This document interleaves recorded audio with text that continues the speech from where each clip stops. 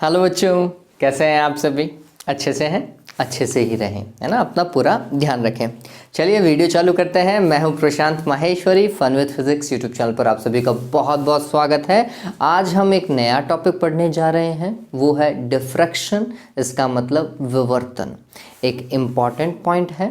आज हम इसका बेस तैयार करेंगे। इसके बाद में नेक्स्ट वाले वीडियो में हम इसके डेरिवेशन को भी देखेंगे, जो सामान्यतः पूछा जा सकता है। हालांकि डिफ्रैक्शन एक ऐसा टॉपिक है जिसका डेरिवेशन जो है कंपैरेटिवली कम पूछा गया है। सर्वाधिक अगर डेरिवेशन पूछा जाता है तो वो व्यतिकरण का पूछा जाता है। तो मैं आपको कहूँगा कि व्यतिकरण को थोड़ा सा अच्छे से तैयार करें, है ना। और विवर्तन में आपको डेफिनेशन थोड़ा तैयार रखनी पड़ेगी और कुछ एक पॉइंट होंगे वो मैं आपको बता दूंगा, जो आपको हमेशा दिमाग में रखना है। ठीक है, तो टॉपिक चालू करते हैं। विवर्तन।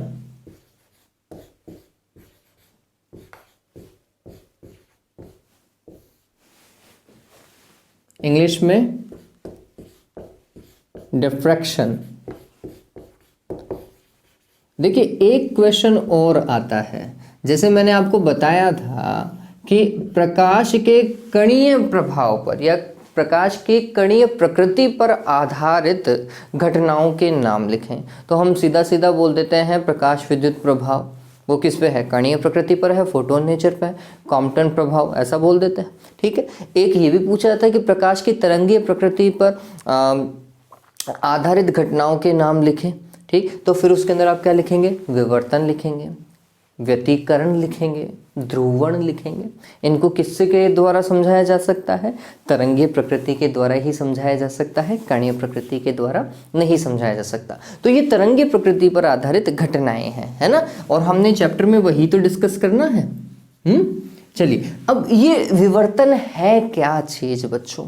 आपने कई बार देखा होगा। कई बार देखा क्या होगा, आप सोचिए इस चीज को कि आप अपने घर में, अपने रूम में बैठे हैं, स्टडी कर रहे हैं या कुछ भी, कोई भी काम कर रहे हैं, और बाहर लेट सपोज करो किसी की बारात जा रही है। वो बारात रोड से होकर के गुजरी और वो आवाज़ जो है वो आपको आपके कानों के पर्दों तक सुनाई देती है। ठीक है, आपने अपने रूम को पैक कर रखा है, खिड़कियां दरवाजे सब बंद हैं, फिर भी आपको वो साउंड सुनाई देता है। क्यों सुनाई दिया भाई? जब सब कुछ पैक है तो फिर क्यों सुनाई दिया? सुनाई नहीं देना चाहिए। प्रकाश में क्या करो, रूम को पैक कर दो तरीके से, तो क्या सनलाइट अंदर आ जाती है? बताओ भाई, अच्छे तरीके से रूम को पैक कर दीजिए तो फिर हम बोलते हैं कि सनलाइट जो है वो वहीं से ही आती है जहां पर हमारे घर में खिड़कियां दरवाजे लगे हुए होते हैं ना, वहाँ के किनारों से थोड़ी वो सनलाइट जो है वो रूम में आती है, अदरवाइज दीवारों से तो नहीं आती। सेम ऐसा का ऐसा ध्वनि के साथ में। ध्वनि में जब वो बाहर बैंड बाजा बज रहा था बच्चों, वो जो ध्वनि तरंगे हैं वो ट्रेवल करती हुई जब खिड़कियों और दरवाजों के किनारों से टकराती हैं, तो टकराने के कारण वो बैंड हो जाती है, मुड़ जाती हैं, और मुड़ करके वो कहाँ एंटर कर जाती हैं? रूम में एंटर कर जाती हैं, और फिर हमें वो साउंड सुनाई देता है। ठीक है, तो वो साउंड क्यों सुनाई दिया? रीजन ध्यान में रखिएगा, विवर्तन उसका रीजन था। विवर्तन में होता क्या है? प्रकाश किरण आती है, किसी चीज से टकराती है, नुकीली चीज से टकराती है, और उस नुकीली चीज के छायांकित भाग में प्रवेश कर जाती है। देखिए, मैं समझाता हूं आपको क्या घटना, ये विवर्तन कैसे समझा जाए। तो हम बोलते समझना अब इस चीज को बच्चों, कि ये हमारे पास में कोई द्वारक है। द्वारक तो समझ गए, स्लीट जिसे हम अंग्रेजी में बोलते हैं, है ना। तो ये कोई द्वारक है, थोड़ा चौड़ा द्वारक है, इसका साइज ए मान लीजिएगा और ए का मान बहुत ज़्यादा है। ठीक, और यहाँ से प्रकाश किरणें आ रही हैं। ये मैं समांतर प्रकाश की किरणें बता रहा हूँ। इसका मतलब ये है कि समतल तरंगाग्र आ रहा है। ठीक है,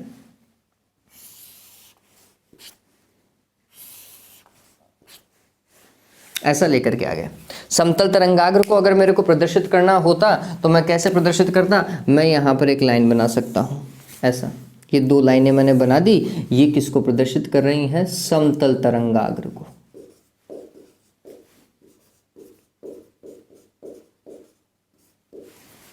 ठीक है, ये आया प्रकाश यहाँ पर। और जब ये इस स्लीट से गुजरा बच्चों, तो हमें ये देखने को मिला कि ये प्रकाश किरणें बिना मुड़े हुए ही सीधी निकल गई। इस केस में सीधी ही निकली, कुछ तो रोक ली गई, और बची हुई सीधी निकली, ये फैल नहीं रही है। ये वो केस था जब ये स्लीट की चौड़ाई, स्लीट की चौड़ाई को हम ए लिख रहे हैं। क्या लिख रहे हैं बच्चों? ए, है ना। स्लीट की चौड़ाई ए जो है वो बहुत ज्यादा है, किससे? आपतित प्रकाश की तरंगदैर्घ्य से। इस स्थिति में विवर्तन नहीं हो रहा, ठीक है। प्रकाश आया, सीधा चला गया, वो फैल नहीं रहा है, तो हमने बोला नो डिफ्रैक्शन, है ना, नो डिफ्रैक्शन, ठीक। फिर नेक्स्ट केस, अब ये जो स्लीट की चौड़ाई थी जिसे हमने ए लिखा है, या द्वारक जिसे हम बोल रहे हैं, द्वारक की चौड़ाई। नेक्स्ट केस समझिए, इसमें हम क्या कर रहे हैं? द्वारक की चौड़ाई को प्रारंभ की तुलना में, मतलब इस वाले केस की तुलना में मैं कम कर रहा हूं, ठीक है। तो ये द्वारक हो गया, और प्रकाश ऐसा आ रहा है अभी भी,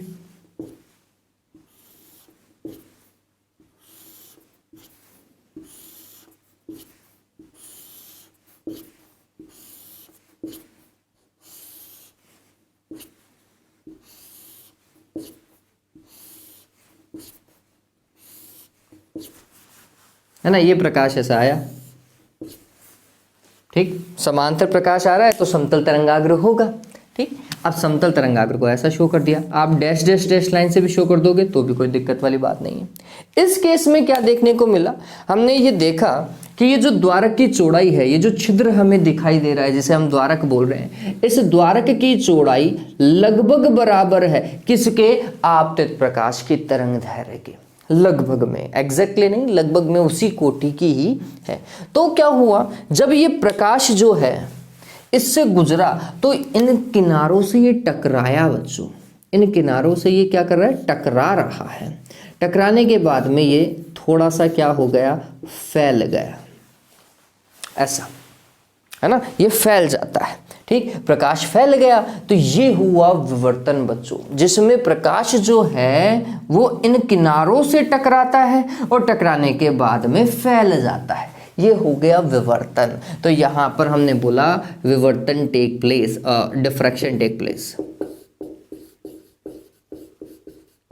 that is the condition of diffraction. यहां पर डिफ्रैक्शन हो रहा है, प्रकाश की किरणें जो है वो फैल जा रही हैं। अब आप गौर करो, इसमें क्या अंतर है?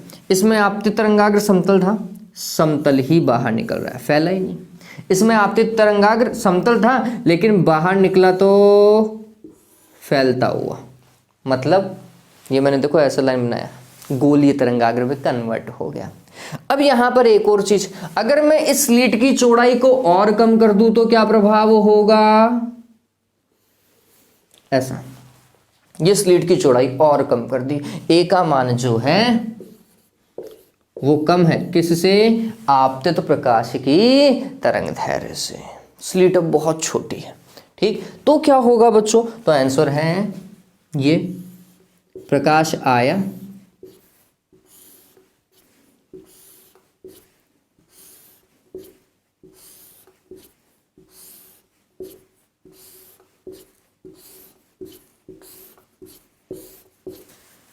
ठीक है, ये प्रकाश आया, इन किनारों से टकराया, समतल तरंगाग्र था, ठीक। और टकराने के बाद में अब ये जो फैलाव है बच्चों वो बढ़ गया है। पहले थोड़ा कम फैल रहा था, अब ज्यादा फैल रहा है। इस स्थिति में हमें विवर्तन बहुत अच्छे तरीके से दिखाई देगा, समझ में आएगा, ठीक है। तो हम बोलते हैं कि जब स्लिट की चौड़ाई, द्वारक की चौड़ाई बहुत कम होती है ना, उस स्थिति के अंदर विवर्तन जो है वो सुस्पष्ट दिखाई देता है, क्लियर डिफ्रैक्शन।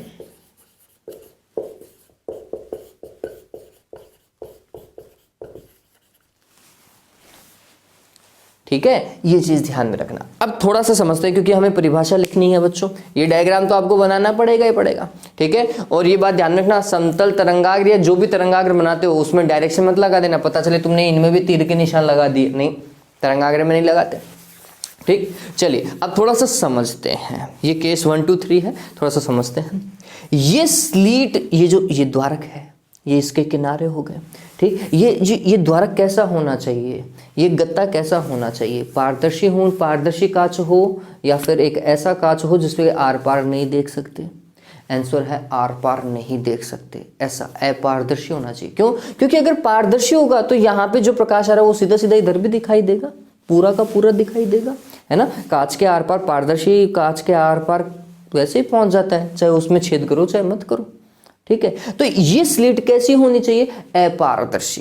प्रकाश वहीं से ही पारगमित हो जहां पर छेद हो, छेद नहीं है तो प्रकाश भी पारगमित नहीं होना चाहिए, ये बात ध्यान में रखिएगा। तो ये स्लिट कैसे है, आंसर है अपारदर्शी द्वारक है ये। ठीक है, ये अवरोध भी आप कह सकते हैं, अपारदर्शी अवरोध भी आप कह सकते हैं। ठीक है, और ये किनारे कैसे, आंसर है तीक्ष्ण, तीखे किनारे हैं। ठीक, प्रकाश कैसा आया, तो हमने बोला प्रकाश जब आया इन तीखे किनारों से टकराया तो प्रकाश की किरणें बैंड हो गई, तरंग बैंड हो गई। ठीक है, बैंड हुई, मुड़ गई। ठीक, कहां की ओर मुड़ी, ये भी इंपॉर्टेंट है। तो आंसर है जहां पर उस द्वारक की छाया पड़े वहीं पर बैंड होनी चाहिए। देखिए ये द्वारक है ना, इसकी छाया कहां की ओर, तो आंसर है नीचे की ओर, तो प्रकाश कहां की ओर बैंड हुआ, नीचे की ओर। इस वाले भाग की छाया कहां की ओर, आंसर है ऊपर की ओर बनेगी। अरे देखो इस ऊपर वाले भाग की छाया कहां, ऊपर की ओर बनेगी, इसकी छाया नीचे की ओर बनेगी, तो फिर ये कहां की ओर बैंड हुआ, ऊपर की ओर। ठीक है, तो प्रकाश जो है जब किसी अपारदर्शी द्वारक के तीखे किनारों से टकराता है तो टकराने के पश्चात वह उसके छायांकित भाग की ओर मुड़ जाता है। ये जो घटना है प्रकाश के मुड़ने की, उस घटना को क्या कहते हैं बच्चों, विवर्तन कहते हैं। विवर्तन कब होगा, इस वाले केस में तो नहीं हुआ।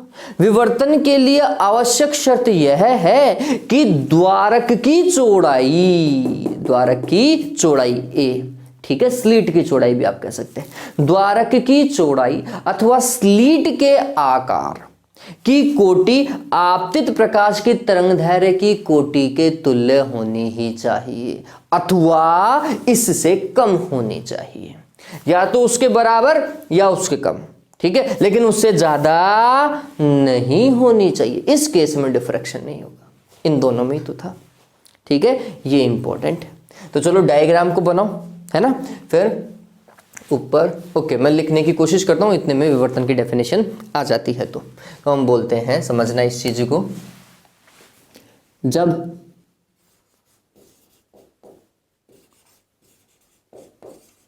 प्रकाश किसी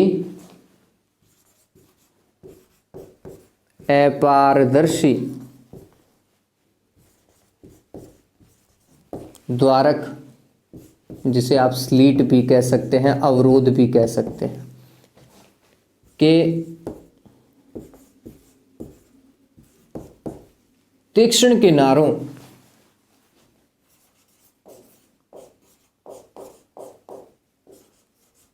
से टकराता है भाई, है ना, तो यह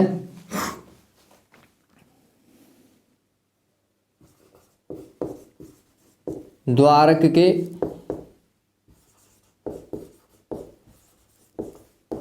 छायांकित भाग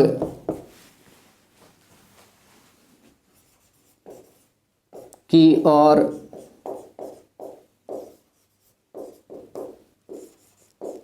मुड़ जाता है। यह घटना क्या कहलाती है, प्रकाश का विवर्तन कहलाती है, विवर्तन कहलाती है। और मैं कह रहा हूँ, ये बात ध्यान में रखिए, जो नोट्स में बोर्ड पे उतार रहा हूँ वही कर लीजिएगा। ठीक है, मैं लगभग आपको सारा काम अच्छे से करवा दूंगा। ऑलराइट, तो ये प्रकाश का विवर्तन हो गया। फिर इंपॉर्टेंट चीज भाई, क्या भाई, विवर्तन की शर्त क्या है ना, ये पूछा जाता है, विवर्तन की शर्त। ठीक, तो हम बोलते हैं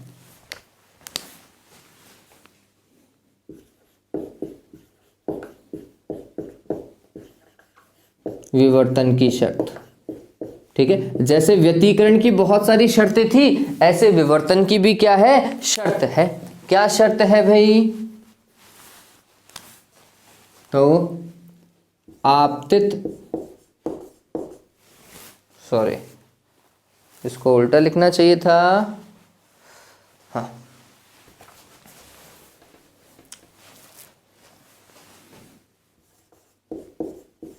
द्वारक की चौड़ाई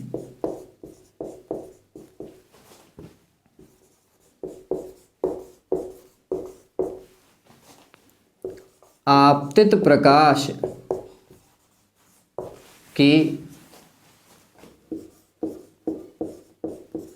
तरंगदैर्घ्य की कोटि के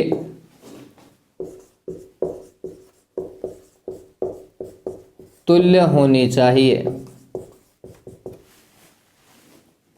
अथवा कम होनी चाहिए।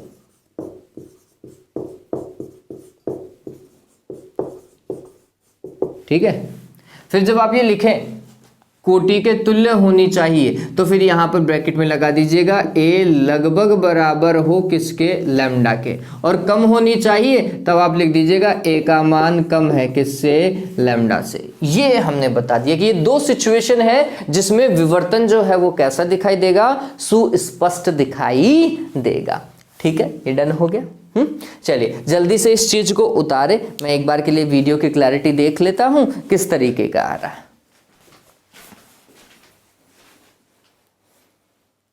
Okay, it is quite good.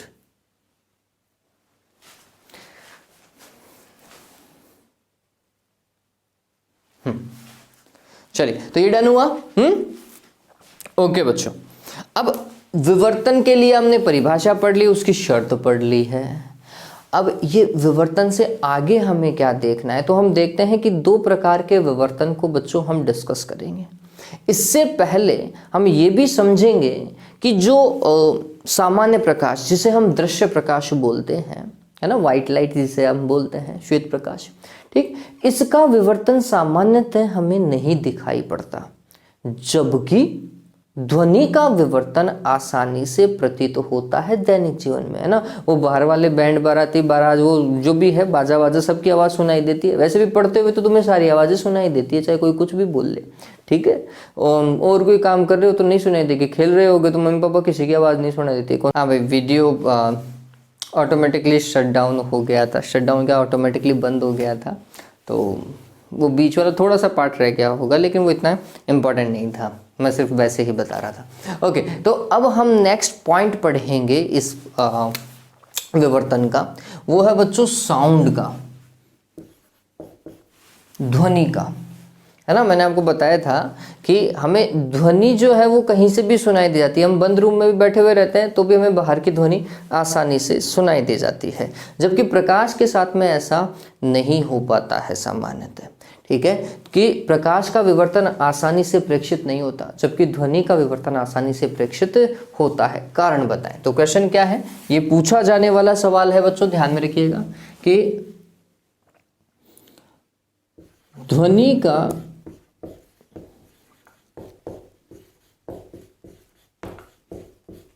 विवर्तन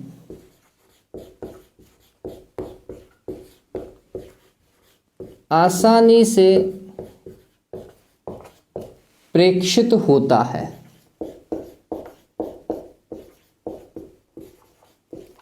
जबकि प्रकाश का नहीं।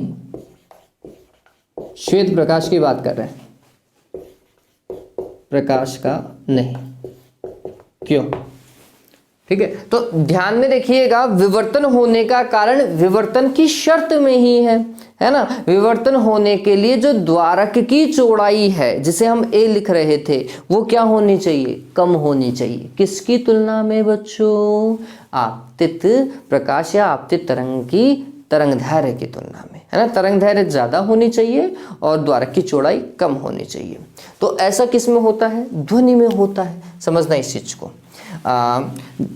कंडीशन क्या है विवर्तन के लिए, ए का मान कम होना चाहिए किससे, तरंगदैर्घ्य से, या फिर ए का मान लगभग बराबर होना चाहिए किसके, तरंगदैर्घ्य के, इस कोटि का होना चाहिए। ठीक है। अब होगा क्या, ये ध्वनि के साथ में ये दोनों ही सिचुएशन काम कर जाती है। क्यों कर जाती है वो समझिए। हमारे घर में जो जालियां होती हैं या जो दरवाजों के बीच का गैप होता है, दरवाजे और दीवार के बीच का गैप है ना, जहाँ पे आप बंद करते हो तो वो गैप देखो बहुत छोटा सा गैप होता है, या तो होता ही नहीं है, अगर होगा तो बहुत कम होगा, ठीक है। और जो खिड़कियों में जो गैप होता है, खिड़कियों में जो जालियाँ लगी हुई होती हैं उनमें जो गैप होता है, वो जालियाँ कैसी ऐसी होती है ना, यूँ ऐसी ऐसी सामान्यतः जालियाँ होती है, या फिर ऐसी ही बनी हुई होती हैं और उनमें फिर ये दूरी ज़्यादा होती है, ठीक है। ये डिपेंड करता है हर एक के अलग अलग तरीके की जालियाँ। आप देखेंगे कि इन जालियों में इन दोनों के बीच की दूरी, ये स्लीट है ना, इन दोनों के बीच की दूरी आप देखेंगे कि ये लगभग 5 सेंटीमीटर, 1 सेंटीमीटर, 2 सेंटीमीटर, कईयों में 1 सेंटीमीटर से भी कम होती है, ठीक है। तो ये लगभग सेंटीमीटर में होती है, 1 2 3 4 5 6 10 सेंटीमीटर ज़्यादा से ज़्यादा होगी अगर खिड़की थोड़ी बड़ी है तो, ठीक है, ऐसा होता है।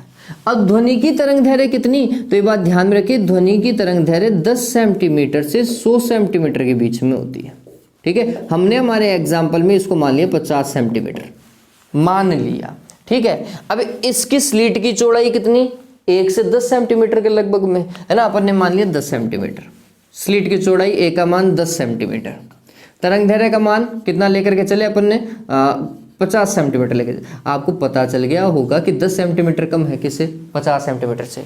द्वारक की चौड़ाई कम है किससे, तरंग दैर्घ्य से। कंडीशन अप्लाई हो गई क्या, ये वाली हो गई, ठीक है। या फिर ये लगभग बराबर में मान लेना, दोनों 10 सेंटीमीटर 10 सेंटीमीटर के मान लीजिएगा, ठीक है। तो इससे ये पता चलता है कि ध्वनि की तरंग दैर्घ्य और स्लीट की चौड़ाई, इन दोनों में ये कंडीशन फुलफिल हो रही है कि स्लीट की चौड़ाई कम है किससे, ध्वनि की तरंग दैर्घ्य से, इसलिए ध्वनि का विवर्तन आसानी से हो जाता है।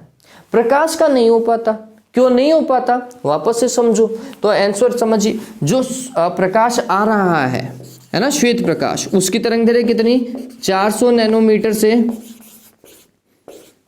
800 नैनोमीटर, और यहाँ पर स्लीट की चौड़ाई 10 सेंटीमीटर। चलो मैं 1 सेंटीमीटर भी मान लेता हूँ, तो 1 सेंटीमीटर तो ए का मान, और तरंग दैर्घ्य का मान 800 नैनोमीटर भी ले लूँ, ऊपर वाला ले लिया, तो आपको पता होना चाहिए कि यह 800 नैनोमीटर बहुत कम है किसकी तुलना में, 1 सेंटीमीटर की तुलना में। 1 सेंटीमीटर बहुत ज़्यादा है, 800 नैनोमीटर बहुत कम है। उल्टा हो गया यहाँ पर तो ए का मान ज़्यादा है किससे, तरंग दैर्घ्य से।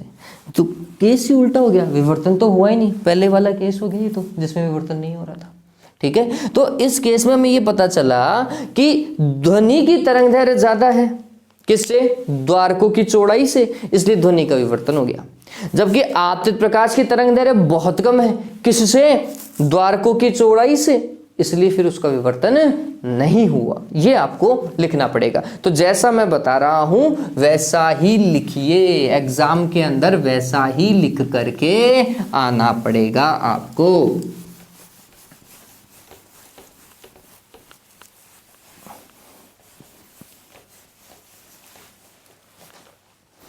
हाँ भाई, आंसर देखिए इसका।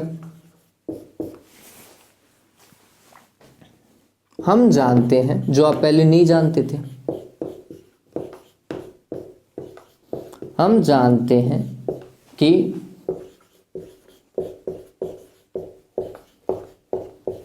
ध्वनि तरंग की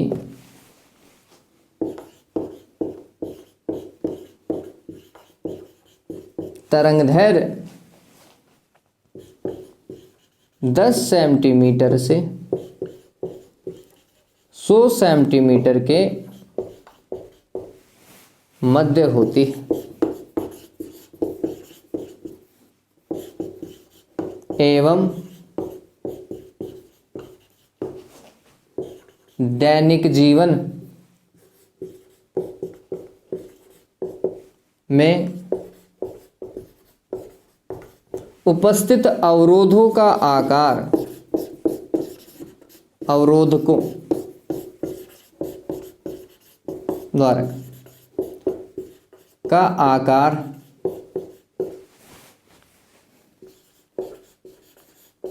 इसी कोटि का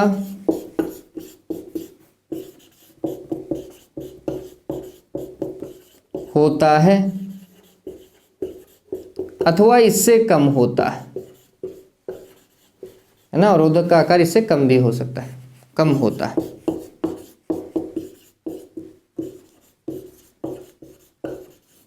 जिसके कारण ध्वनि का विवर्तन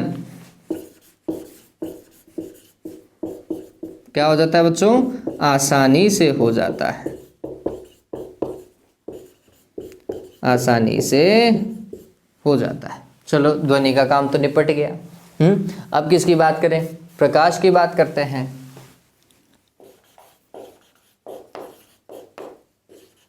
प्रकाश की तरंगदैर्घ्य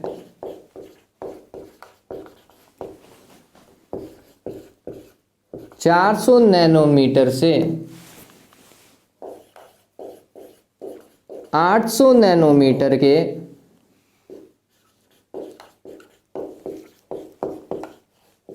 मध्य होती है। यह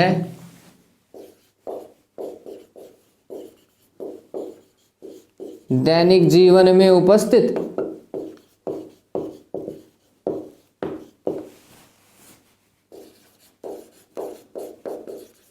अवरोधकों के आकार की तुलना में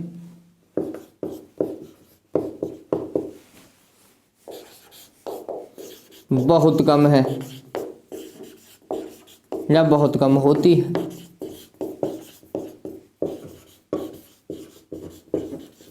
जिसके कारण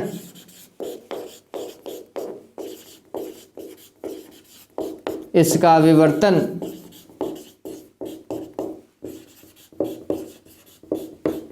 इसका मतलब प्रकाश का आसानी से प्रेक्षित नहीं हो पाता, नहीं हो पाता है। ठीक है, ये आपको ऐसा का ऐसा लिख करके आना है। आप माइनर प्रैक्टिकल भी करेंगे बच्चों इस साल अगर हुए तो। माइनर प्रैक्टिकल में क्या होगा, एक प्रैक्टिकल है जिसमें विवर्तन करवाया जाएगा। उसमें जो दो क्या कहते हैं ब्लेड होती है ना, ब्लेड जैसे शेविंग करते हैं वो वाली ब्लेड, उन दो ब्लेडों को बिल्कुल पास में रखा जाता है। एक कांच की स्लैब होती है, उस कांच की स्लैब को पारदर्शी कांच की स्लैब होती है, उस पारदर्शी कांच की स्लैब के ऊपर एक ब्लैक कलर का हम गत्ता लगा देते हैं, प्रॉपर ब्लैक कलर का गत्ता है ना दूसरी तरफ, और एक तरफ ये ऐसा दो ब्लेड ले लेते हैं, इनको चिपका देते हैं। ठीक है, और फिर जब इनसे प्रकाश निकालते हैं तो हमें विवर्तन पैटर्न सामने दीवार पे दिखाई देता है। ठीक है, दीवार मतलब उस ब्लैक शीट के ऊपर आसानी से आपको दिखाई दे जाएगा। तो ये खैर बात की बात है, अब करके देखेंगे अगर करवाते हैं तो।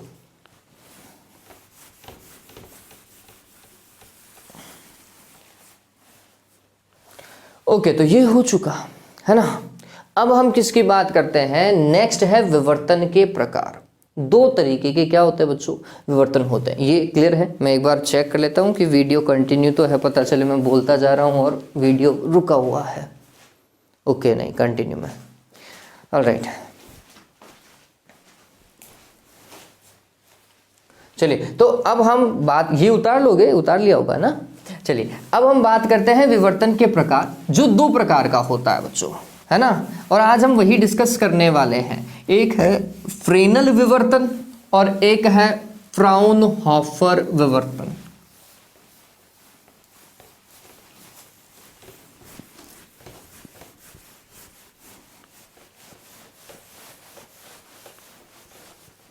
विवर्तन को इंग्लिश में डिफ्रैक्शन बोलते हैं, ये चीज तो ध्यान में रखिएगा बच्चों।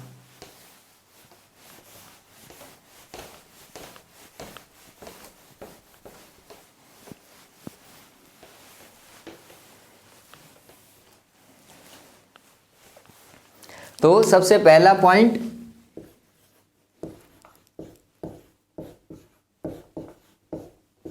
फ्रेनल विवर्तन। हाँ भाई, इस फ्रेनल विवर्तन में क्या होता है, एक स्लिट है हमारे पास में, वो तो होनी ही चाहिए विवर्तन के लिए, ये स्लिट, और यहाँ पर एक कोई पर्दा है, और यहाँ पर कोई प्रकाश स्रोत है। ठीक है, ये प्रकाश स्रोत है, प्रकाश स्रोत। ठीक है, और ये पर्दा, ये स्लीट, द्वारक, इससे प्रकाश निकला, किनारों से टकराया और टकराने के बाद में फैल गया।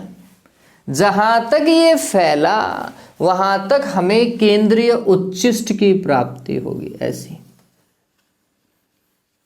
ये तीव्रता बनाते हैं ना अपन, व्यतिकरण में भी बनाया था। ठीक, वही वाला कर्व है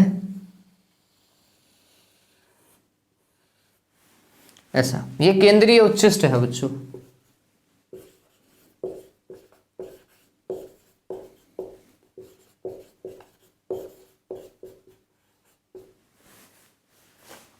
चमकीली, जो कि कैसी होती है? चमकीली होती है। उच्चिष्ट हमेशा चमकीली होती है ना, चमकीली फ्रेंच। ठीक, क्या खास बात है इसमें? फ्रेनेल विवर्तन के अंदर ये जो द्वारक है, ये जो स्लीट है ए, वो प्रकाश स्रोत और पर्दे से एक निश्चित और सीमित दूरी पर होता है ना। ये दूरियां फिक्स होती हैं, हम इन्हें मेजर कर सकते हैं स्केल की सहायता से। दूसरा, इस पर्टिकुलर विवर्तन के अंदर आप देखेंगे कि ये वाला तरंगाग्र गोलीय तरंगाग्र है, तो इधर से निकलने वाला तरंगाग्र भी गोलीय ही है। ठीक, तो इसमें तरंगाग्र क्या होता है? या तो गोलीय होता है, दोनों तरफ गोलीय होगा, या फिर बेलनाकार होता है। ठीक है, इसमें आपतित और विवर्तित तरंगाग्र या तो गोलीय होगा या फिर बेलनाकार होगा। ध्यान में रखना, डिपेंड करता है प्रकाश स्रोत क्या है, उसी के हिसाब से चिन्ह जाएगा। यहाँ पे मैंने बिंदुवत लिया था इसलिए गोलीय तरंगाग्र है, अगर रेखीय ले लोगे तो बेलनाकार बन जाएगा।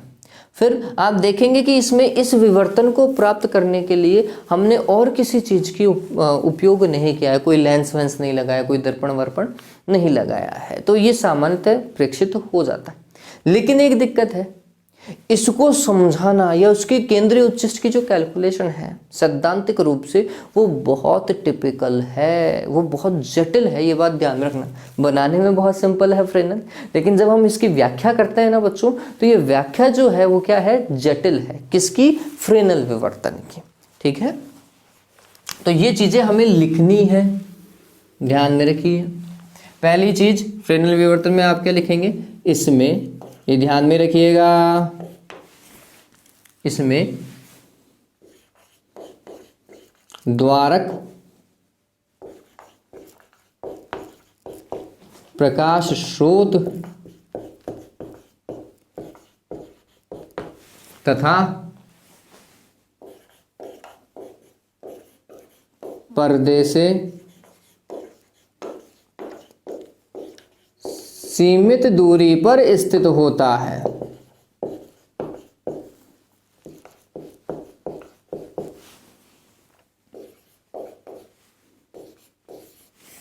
दूसरा, इसमें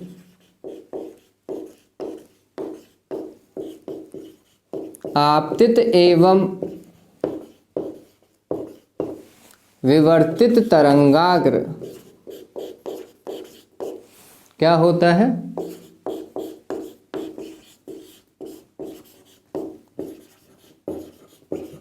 गोलीय अथवा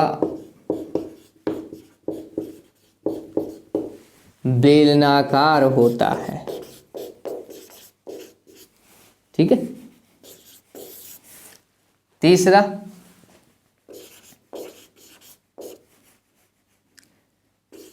इसकी सैद्धांतिक व्याख्या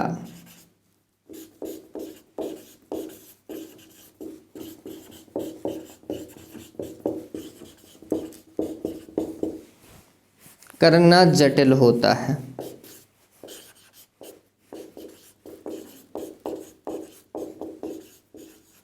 ठीक है, और चौथा आप क्या लिखेंगे? इस विवर्तन को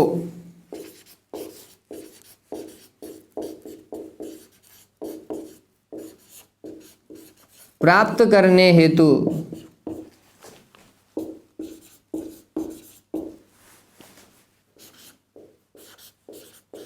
अन्य प्रकाशिक उपकरण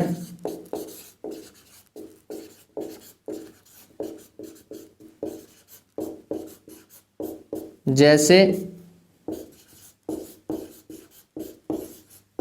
लेंसों का उपयोग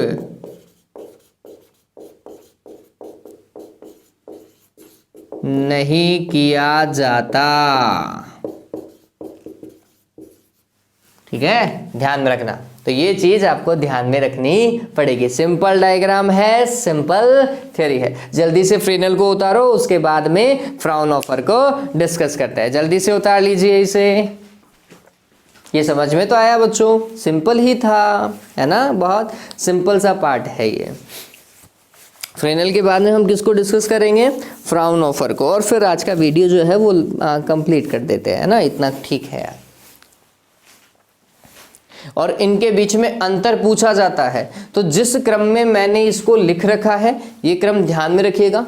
जब मैं अंतर की बात करूंगा तो एक तरफ फ्रेनेल लिख लेना, एक तरफ फ्राउनहोफर लिख लेना। फिर फ्रेनेल के ये पॉइंट हो ही गए, फ्राउनहोफर के भी मैं ऐसे ही चारों बिंदु लिखा दूंगा जो आप सामने लिख देंगे, है ना? तो इस तरीके से अंतर हो जाएंगे, 4 अंतर।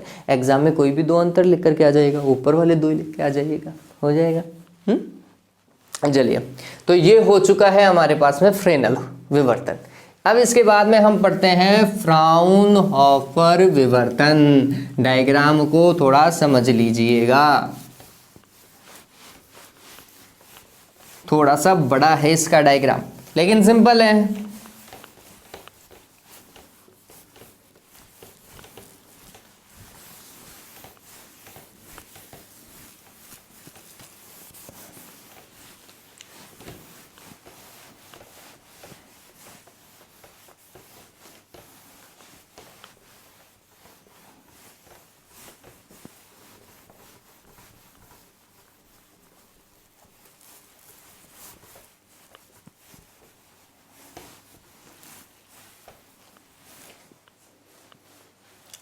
हाँ भाई, बनाए? ओके, फ्रेनेल अभी भी है, फ्राउनहोफर लिखना है ना।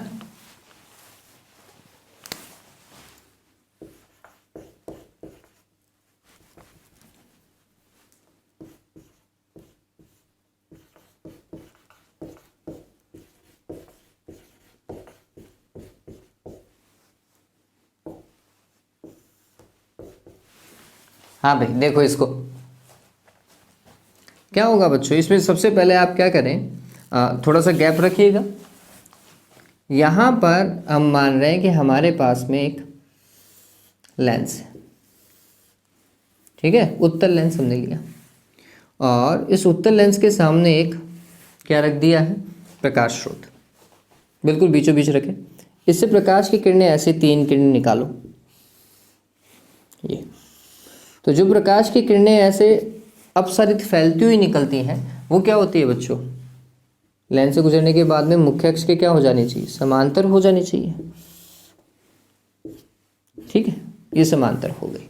तो ये एक समतल तरंगाग्र आपको प्राप्त हुआ, ठीक है? ये समतल तरंगाग्र मैंने दर्शाया ऐसा, आप स्ट्रेट लाइन भी कह सकते हैं, कोई दिक्कत नहीं। फिर ये समतल तरंगाग्र जो है वो आपतित हो रहा है किस पर?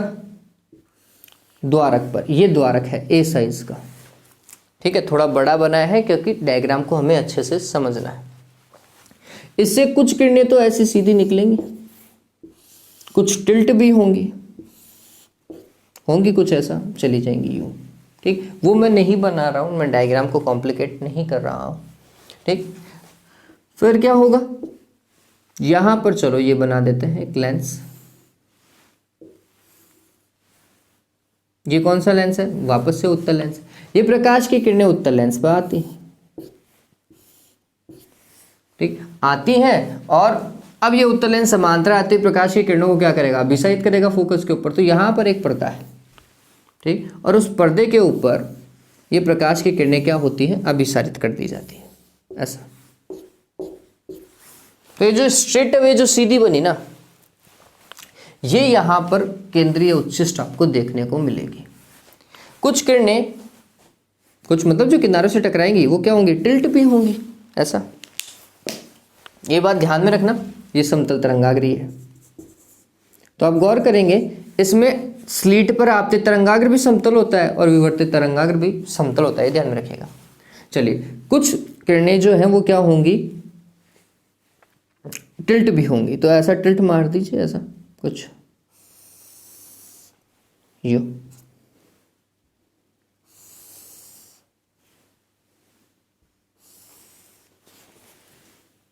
है ना, सभी थीटा थीटा एंगल से, सभी का थीटा।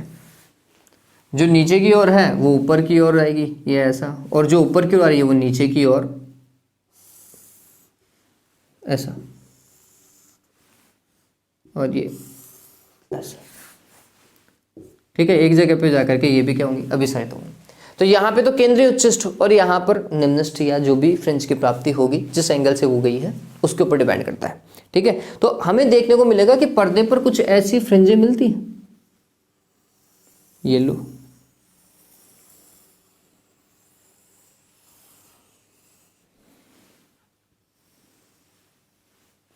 इन दोनों को बराबर देखना है।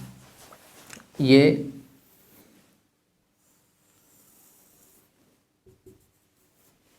केंद्रीय उच्चिष्ट I0 तीव्रता मान लीजिए। तो ये जो केंद्रीय उच्चिष्ट के जस्ट पहली प्राथमिक उच्चिष्ट मिल रही है, ये जो पहली उच्चिष्ट यहाँ पे केंद्रीय उच्चिष्ट के बगल में दिखाई दी, इसकी तीव्रता बहुत कम होती है। कुछ किताबों में इसे I0 डिवाइडेड बाई 22 लिखा हुआ है, कुछ किताबों में I0 डिवाइडेड बाई 21 लिखा हुआ है। हमें ये पता चलता है, समझना इस चीज को, कि विवर्तन में जो तीव्रता वक्र है इसमें सभी जो दीप्त फ्रिंज है उनकी तीव्रताएं समान नहीं होती। केंद्रीय दीप्त की तीव्रता बहुत ज्यादा होती है, जबकि ये जो उसके बगल वाली जो दीप्त फ्रिंज है, क्रमागत जो दीप्त फ्रिंज है, पहली दूसरी तीसरी दीप्त फ्रिंज है, इनकी तीव्रता क्या होती है, अलग अलग होती है और उत्तरोत्तर कम होती जाती है तीव्रता। फिर आप देखेंगे ये चौड़ाई बहुत ज़्यादा है केंद्रीय दीप्त की, फिर ये चौड़ाई और कम, फिर आगे और कम। तो हमें ये पता चला कि दीप्त फ्रिंजों की चौड़ाई जो है वह भी क्या होती है, लगातार कम होती जाती है। एक और हम जब प्रैक्टिकल करते हैं तो हमें पता चलता है कि ये जो काली फ्रिंजें मिल रही हैं ये पूर्णतः काली नहीं होती, इनकी तीव्रता पूर्णतः जीरो नहीं होती, ये बात ध्यान में रखिएगा। ठीक है, इनके अंदर जो दीप्त फ्रिंज है उनकी तीव्रता पूर्णतः शून्य नहीं होती। क्यों नहीं होती वो अपन डिस्कस करेंगे, फ्राउनहोफर विवर्तन, एकल स्लिट विवर्तन में पढ़ेंगे, वहाँ मैं आपको समझाऊंगा उस चीज को। ठीक है, हाँ, अब हमें यहाँ पर क्या दिमाग में रखना है वो समझिए। डायग्राम समझ में आया, सिंपल था, ज़्यादा कॉम्प्लिकेट करने की आवश्यकता नहीं है। अगर किसी को ये वाली नहीं बनानी है मत बनाओ, मत बनाओ, ये 3 लाइनें, ये वाली लाइनें नहीं दर्शानी है मत बनाओ, डायग्राम को खराब करने की आवश्यकता नहीं है। ठीक है, इसको लिख दीजिएगा क्या, पर्दा, फिर ये लेंस हो जाएंगे, उत्तल लेंस लिख दीजिएगा, फिर ये प्रकाश स्रोत, अरे पर्दा कैसे बोल दिया मैंने, ये स्लीट है, द्वारक,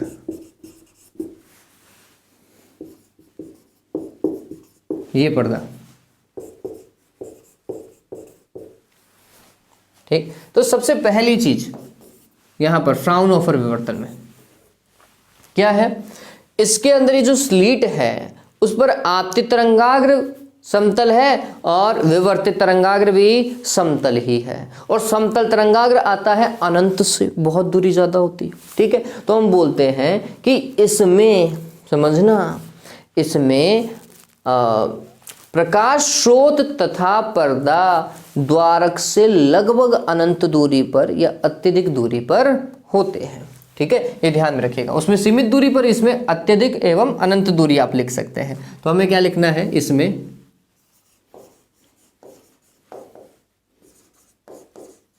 द्वारक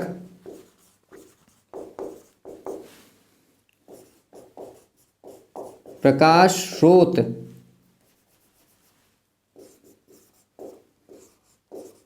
एवं पर्दे से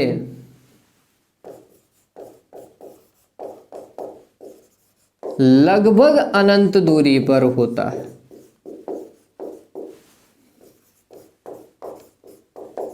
हाँ भाई, अनंत का मतलब यहाँ पर समझिए, फिजिक्स में हम अनंत कैसे मान करके चलते हैं। अनंत का मतलब यहाँ पर कंपैरिजन उठाया जाता है, जैसे कि 0.1 सेंटीमीटर के लिए 1 किलोमीटर जो है वो अनंत की कैटेगरी में आ सकता है ना। ये कितना हुआ, 10 की घात 3 मीटर। ठीक, ये कितना हुआ, तो हमने बोला 0.1 गुणा 10 की घात -2 मीटर, ये हो गया 10 की घात -3 मीटर। ठीक है, और ये हो गया 10 की घात 3 मीटर। गैप कितने का, दोनों के बीच में 10 की घात 6 मीटर का गैप। ये तो बहुत ज़्यादा है, 10 की घात 6 मीटर तो बच्चों बहुत ज़्यादा गैप हो गया ना।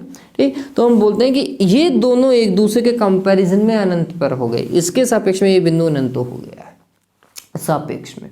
ठीक है, ऐसे नहीं कि एक पृथ्वी है और एक सूर्य है, ऐसा नहीं जा रहे है ना, वो दूरी भी बहुत ज़्यादा है। तो कंपैरिजन उठाया गया है अनंत के लिए कि दूरी बहुत ज़्यादा है।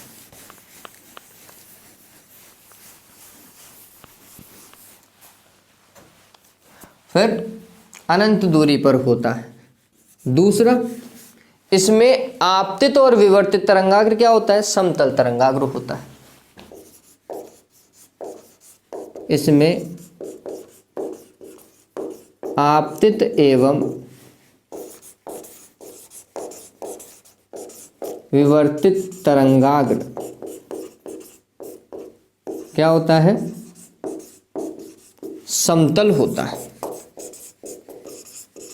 ठीक है, और तीसरा, ये डायग्राम आपको कॉम्प्लिकेटेड दिखाई दे रहा होगा। डायग्राम कॉम्प्लिकेटेड है, जटिल हो सकता है देखने में, लेकिन जब हम व्याख्या करने लगते हैं ना, जब हम इसे समझाने की कोशिश करते हैं तो ये बहुत सिंपल है, सरल है। ठीक है, तो हम कह सकते हैं इसकी सैद्धांतिक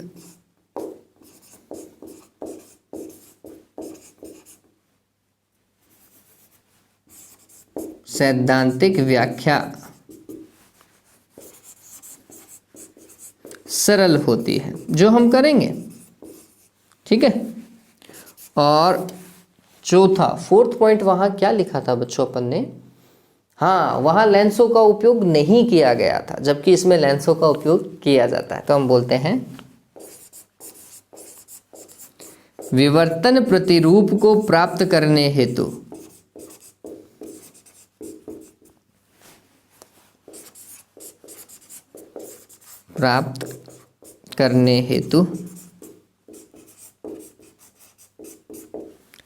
उत्तल लेंसों का उपयोग